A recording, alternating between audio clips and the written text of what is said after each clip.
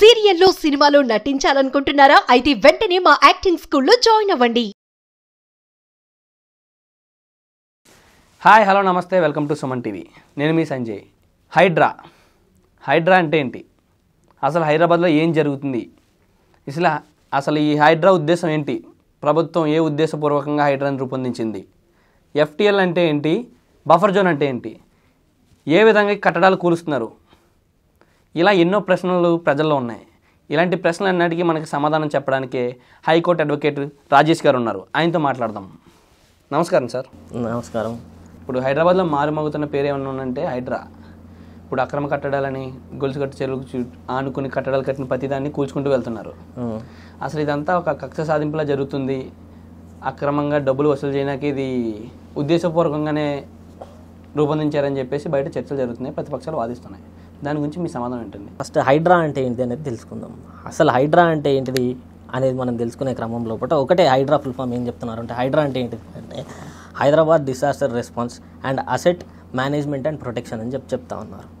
So దీనికి చట్టపరమైనటువంటి వేరే చట్టాలు ఇంతకుముందు రూపొందించినప్పటికీ కూడా దీన్ని ఎక్కడా అమలు పరచలేదు.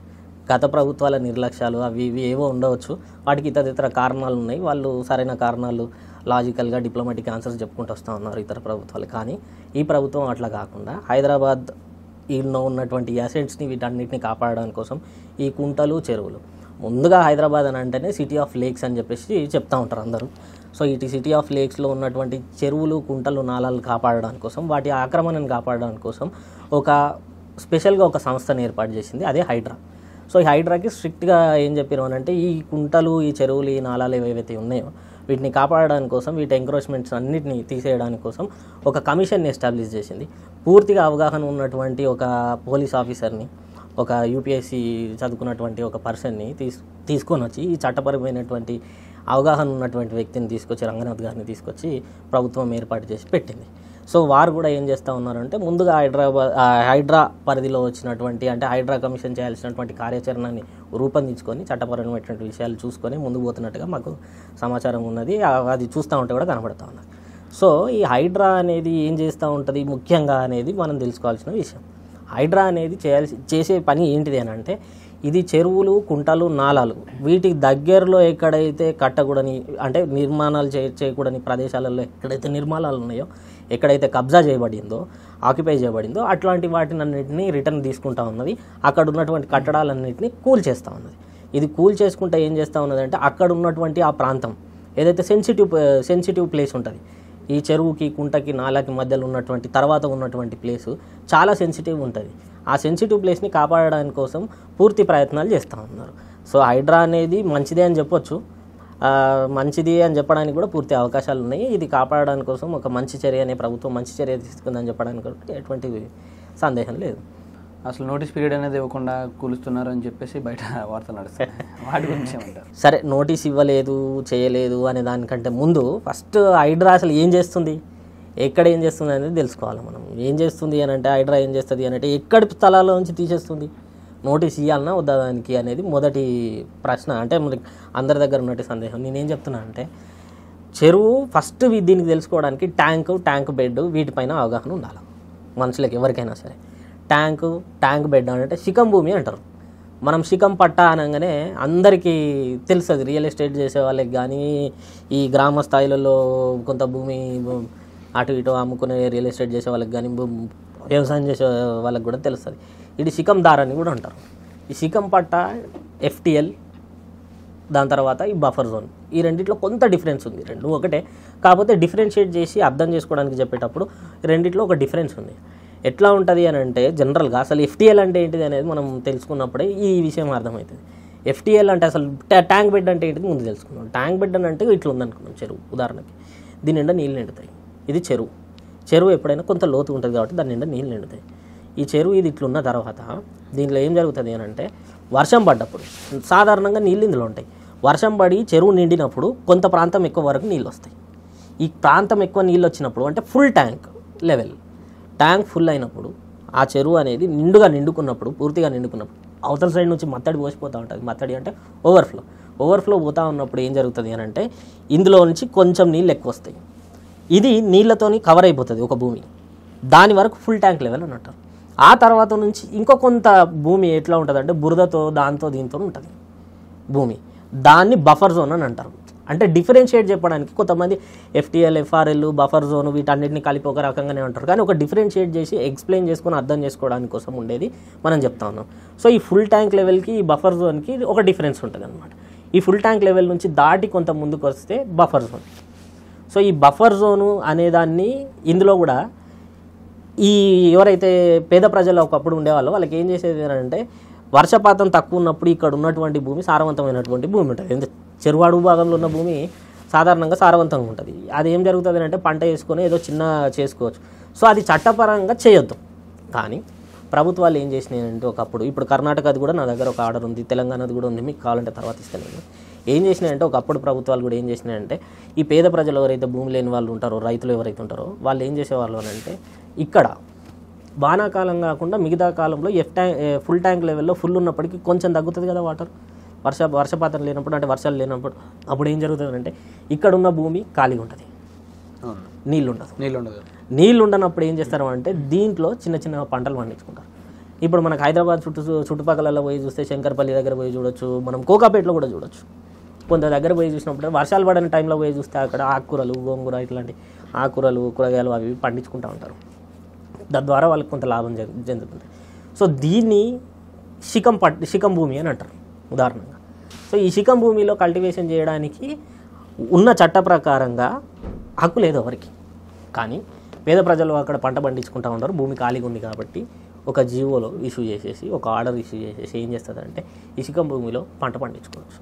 ఎందుకంటే పంట పండించుకోవడం కానీ అది మళ్ళీ చెరువుకి ఇబ్బంది కాకుండా, చెరువుకు కానీ ఆ చెరువులో ఉన్న నీళ్ళకు కానీ ఇబ్బంది కాకుండా సారవంతమైన భూమిలో ఎటువంటి పంటలు పండించుకోవాలంట అనే దాన్ని ఒక పరిమితి పెట్టి వాళ్ళని పంటలు పండించుకోవడానికి కొంత వాళ్ళకి వెసులుబాటు ఇస్తూ ఉంటుంది.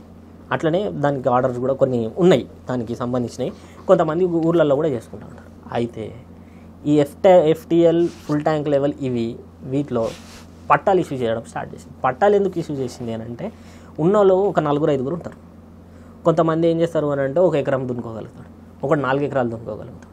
దీంట్లో ఏం జరిగింది అంటే ఈ బఫర్ జోన్లో ఇక్కడ ఉన్నటువంటి ట్యాంక్ బెడ్స్లో సంబంధించిన ఉన్న భూములలో ఎక్కడైతే ఇది జరుగుతూ ఉన్నదో వాళ్ళకి మధ్యలో కొట్లాటలు వస్తున్నాయి. కాబట్టి ప్రభుత్వం ఏం చేసింది అంటే లోకల్ MRO వాళ్ళు ఏం చేశారంటే శిఖం పట్టాల కింద ఇష్యూ చేశారు. ఈ శిఖం పట్టాలు ఏం జరిగినాయి అని అంటే మనిషికి 1 ఎకరం 2 ఎకరాలు దీన్ని అమ్ముకోవచ్చు, అమ్ముకున్నారు కూడా, రిజిస్ట్రేషన్లు కూడా జరిగినాయి. సో ఈ రిజిస్ట్రేషన్లు ఈ శిఖం పట్టాలలో రూల్ ఒకటి ఏముంది అంటే ఇంతవరకు నీ పరిమితి ఇది నువ్వు పండించుకో అని పేద ప్రజలకు చెప్పింది. ఆ తదనంతరం అక్కడ చుట్టుపక్కల భూమి పెరగడంతో ఏం చేశారంటే ఈ శిఖం పట్టాలని వేరే వాళ్ళు కొనుక్కోవడం ప్రారంభించారు. కరువు వచ్చినప్పుడు అంటే కొంత వర్షపాతం తక్కువ ఉన్నప్పుడు ఏం జరిగింది అంటే ఫుల్గా వానలు పడినప్పటికీ ఇది బయటికే ఉండడంతో ఇది నిజంగానే భూమి అనుకొని కొంతమంది పేద ప్రజలు అనుకున్నారు. కానీ దీనికి ఉన్నటువంటి చట్టపరమైనటువంటి ఈ అంశాలు, కండిషన్స్ ఏవైతున్నాయో తెలియక కొంతమంది ఈ భూమిని విక్రయించడం, భూమి రేట్ వస్తుంది కదా అని రియల్ ఎస్టేట్ చేసుకుందామనే ప్రయత్నాలు ఇట్లాంటివి జరిగినాయి. అఫ్కోర్స్ దానికి ఏ ప్రభుత్వం కూడా పర్మిషన్స్ ఇవ్వలేదు, అట్లాంటివి ఏం జరగలేదు ఇంతవరకు. కానీ వాళ్ళు ఏం చేశారు అని అంటే ఇంకా కొంత మేనేజ్మెంటో లేకపోతే ప్రభుత్వం కళ్ళుగాపో ఏదో చేద్దామనే ప్రయత్నాలలో చేశారు. మరి అదట్లా గడిచిపోతుంది. మరి పట్టాలు ఉన్నాయి, మేము ట్యాక్సులు కడుతున్నాం అని చెప్పేసి నేను అదే చెప్తున్నా శిఖం పట్టాన్ని రిజిస్ట్రేషన్ చేయవచ్చు. మరి ఇంటి పట్టాలుగా నేను చెప్తా ఉన్నా, శిఖం పట్టాన్ని రిజిస్ట్రేషన్ చేయవచ్చు. నీకు శిఖం పట్టా అనేది నువ్వు కొనుక్కున్నావు. ఉదాహరణకి మీరు సంజయ్ గారు మీరు శిఖం పట్టా భూమి కొనుక్కున్నారు అనుకున్నాం, మీరు వ్యవసాయం చేయట్లేదు. హైదరాబాద్ చుట్టుపక్కల ఇప్పుడు వ్యవసాయం కొద్దిగా దూరం అయింది. నా చిన్నప్పుడు కుకట్పల్లిలో వ్యవసాయం చూసినాం, కుకట్పల్లిలో కూడా వరి పంట వేస్తుంటే చూసినాం మేము. ఇప్పుడు లేదు అట్లా. రియల్ ఎస్టేట్, కాంక్రీట్ జంగల్ పెరిగిపోవడంతో ఇది ఇట్లా ముందుకు పోయింది, ఇట్లా జరిగిపోయింది. ఇప్పుడు ఆ శిఖం పట్టా ఉన్నటువంటి వ్యక్తి ఏం చేసిండు అని అంటే వేరే వాళ్ళకి అమ్మేసిండు. ఎట్లాంటి వాళ్ళు శిఖం పట్టా అంటే కొంతమంది, అందరినీ అనను నేను, కొంతమంది మాత్రం దోపిడిదారులు ఏం చేశారంటే దొంగ రియల్ ఎస్టేట్ వాళ్ళు ఏం చేశారు, ఈ శిఖం పట్టా అనేదాన్ని ఇక్కడ ఈ బఫర్ జోన్లో ఉన్న భూమి శిఖం పట్టా ఏదైతే ఉంటుందో దానికి పక్కన భూమి కొనుక్కున్నారు, కొంత దూరంలో ఉన్న భూమి కొనుక్కున్నారు. ఈ భూమికి భూమికి అటాచ్ ఏదైతే దగ్గరలో ఉన్నదో దీన్ని కలిపేసుకొని చెరువులోకి చొచ్చుకొచ్చి దీన్ని మట్టితో నింపి రిటైనింగ్ వాల్ కట్టి మట్టితో నింపి హైట్ చేసి దీంట్లో విల్లాలు కట్టడం, హోటళ్ళు కట్టడం, చిన్నగా ఇక్కడ కట్టడంతో ఇక్కడ పక్కన చెరువు అంతా ఆహ్లాదకరంగా కనబడుతుంది కాబట్టి రెస్టారెంట్స్ కట్టి బిజినెస్లు నడిపేయడం ఇట్లాంటివి చేశారు. కానీ ఇది ఇట్లా కట్టడం వల్ల ఈ ట్యాంకు బెడ్కి ఇబ్బంది జరిగింది. అటువంటి తొలగించడమే ప్రధానంగా పెట్టుకొని హైడ్రా నడుస్తుంది అనేది మా అభిప్రాయం. అదే పదంగా హైడ్రా నడుస్తుంది, అందరికి కనబడుతుంది. నేను కొత్తగా చెప్పేది ఏం కాదు, కానీ హైడ్రా మాత్రం అట్లా కనబడుతుంది. ఇంత పెద్ద పెద్ద కట్టడాలు కట్టారు కదండి, ఇవన్నీ ప్రభుత్వం కలుగప్పి ఎలా కట్టారంటారు? ప్రభుత్వం కళ్ళు కప్పి అని అంటే ఏం జరిగింది అని అంటే నేను అదే చెప్తా ఉన్నా. భూమికి పర్మిషను బాగా అబ్జర్వ్ చేయండి. నేను 1-2 కేసెస్లో అబ్జర్వ్ చేసిన, అది ఇంకో కొంత కోర్టులో పెండెన్సీ ఉంది. దాని పూర్తి వివరాలు నీకు చెప్పలేదు, కానీ దాన్ని ఆధారితంగా మీకు ఉదాహరణ చెప్తాను. నేను ఇంతకుముందు కూడా నేను ఎట్లా చెప్పినా అంటే ఏంది అంటే, ఇది శిఖం భూమి, చెరువు పక్కన ఉన్నది శిఖం భూమి. దీంట్లో సర్టెన్ రూల్స్ అండ్ కండిషన్స్ పంటల వరకు ఇంకా సర్టెన్ రూల్స్ అండ్ కండిషన్స్ వరకే పెట్టి ఆ రూల్స్ ఎప్పటికప్పుడు ఫ్రేమ్ చేసి చెప్పింది. ఉదాహరణకి దీన్ని పోల్చుకొని అంటే అర్థం చేసుకోవడానికి పోడు భూములకు ఎట్లయితే పట్టాలు ఇచ్చిందో, పోడు వ్యవసాయం చేయరాదు, అడవిలు కొట్టి వ్యవసాయం చేయరాదు అని చెప్పి ఎట్లయితే చెప్పిందో, దీనికి కూడా అట్లా కండిషన్స్ ఉన్నాయి. సరే, దానికి పట్టాలు ఇవ్వాలన్నారు, అది పొడుగు భూమి, దీంట్లో ఉన్న సమస్యనే కాదు. కానీ దీంట్లో చెప్తా ఉన్నాను నేను ఏంటంటే, ఇది ఏదైతే ఉన్నదో ఈ భూమి ఏదైతే ఉన్నదో దీనికి అడ్జసెంట్గా దూరంగా ఉన్న భూమికి ఉన్నాడు, అది ఒరిజినల్ పట్టానే. అది దాని FTLలోకి రాదు, అది బఫర్ జోన్లోకి రాదు, అది నార్మల్గానే ఉంది. దానికి భూమిని తీసుకొచ్చింది, ఇది బఫర్ జోన్ ఉంది చూసినావా, ఈ శిఖం పట్టా కొనేసుకుంటాడు. చొచ్చుకొని ఈ శిఖం పట్టా వేరే దగ్గర కొనుక్కుంటాడు. ఆ భూమి అమ్మినవాడు వేరేవాడు ఉంటాడు, శిఖం పట్టా కొనుక్కుంటాడు. దీనికి అంతా కాంపౌండ్ పెడతాడు, అక్కడ భూమికి పర్మిషన్ తీసుకొస్తాడు, కన్స్ట్రక్షన్ నడుస్తూ ఉంటుంది. అధికారులకు తెలియకుండా వెనక కన్స్ట్రక్షన్ చేసేస్తాడు దీన్ని ఆనుకొని. ఇట్లా ముందుకున్నది ఇట్లా చొచ్చుకొస్తాడు. ఇట్లా చాలా విషయాలలో జరిగింది. అది నేను అబ్జర్వ్ చేసిన, పర్సనల్గా కూడా నేను అబ్జర్వ్ చేసిన, 2-3 కేసులలో కూడా అబ్జర్వ్ చేసిన. సరే, ఇక కొన్ని స్వచ్ఛంద సంస్థలు అప్పుడు కూడా సార్ మనం పోయి కొట్లాడాలి, మా చెరువు కబ్జా అయిపోతుంది అది ఇది ఊర్లో అన్నారు. అప్పుడు అంతగా పట్టింపు లేదు. కానీ ప్రభుత్వం ఇవన్నిటిని దృష్టిలో పెట్టుకొని ఒక హైడ్రా అనే సంస్థతో ముందుకొచ్చి ఏదైతే ఇప్పుడు ఎవరో కంప్లైంట్ ఇవ్వకుండా తనంత తానే ఒకటి తీసుకొని నిర్ణయం తీసుకొని వీటిని కాపాడాలనే ఒక నిర్ణయం తీసుకుంది హైడ్రా అనేది చాలా మంచి పని అని అనుకుంటా ఉన్నాను. మంచి చర్య అని. మా స్టూడియో వరకు వచ్చి హైడ్రా మీద ఉన్న అపోహలన్నీ తొలగించినందుకు, ఈ ప్రజల సంక్షేమం కోసమే ఈ హైడ్రా అని చెప్పేసి మాకు తెలియజేసినందుకు థ్యాంక్ యూ వెరీ మచ్. ధన్యవాదాలు. అట్లనే వినాయక చవితి రాబోతోంది. సుమన్ టీవీ ప్రేక్షకులందరికీ కూడా వినాయక చవితి శుభాకాంక్షలు.